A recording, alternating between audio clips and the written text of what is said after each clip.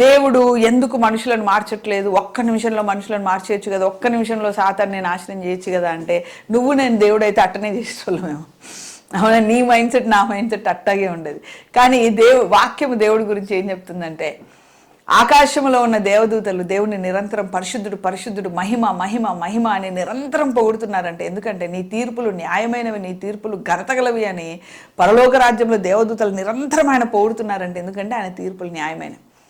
దేవుడు మనల్ని మరబొమ్మలాగా చేసేసి ఆయన రిమోట్ కంట్రోల్ లాగా మనల్ని ఆడించట్లా. ఫ్రీ విల్తో దేవుడు మనల్ని చేశాడు. There is something called free will. నువ్వు తాగుబోతు అవుతావా, నీ ఫ్రీ విల్. తిరుగుబోతు అవుతావా, ఫ్రీ విల్. నువ్వు బాగుపడతావా, ఫ్రీ విల్.